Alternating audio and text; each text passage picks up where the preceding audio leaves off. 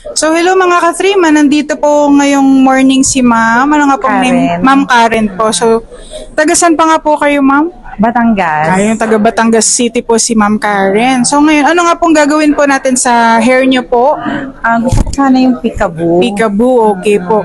So, ang napiling color ni ma'am sa ilalim is may pagka rose gold pink. Tapos here, maglalagay tayo ng dimmer, a darker shade ng ash brown po para mas labas yung peekaboo ni ma'am. So, dito tayo direct. Pakita lang po natin yung likod po.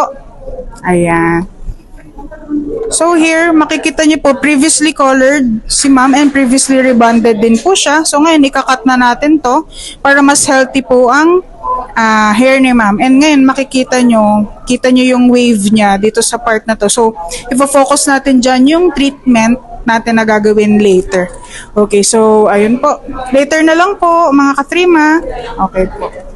Ayun po, later na lang po. Hello mga ka-3ma. So this is our final result. So, makikita nyo po, medyo closer ka ng konti, sir. Makikita nyo, ito yung ating peekaboo. So, nasa ilalim lang siya. Dito po kayo, sir. Nasa ilalim lang siya.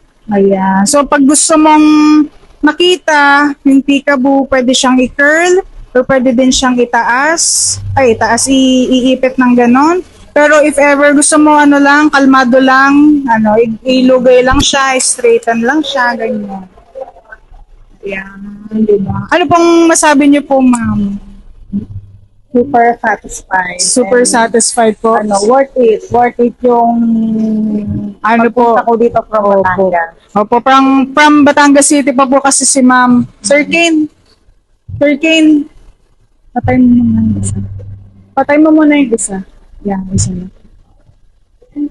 Ayun, ma'am, may gusto po kayong batiin po sa, sa Batangas po, ganyan, or shout out. Yung mga friends ko lang sa aming Opo.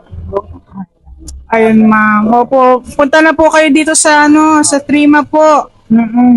Ayun, ma'am. So, ito po, enjoy your hair po, ma'am. Tapos, na lang po to, next na balik nyo, pwedeng retouch naman po, or pwedeng bagong color naman ng peekaboo po.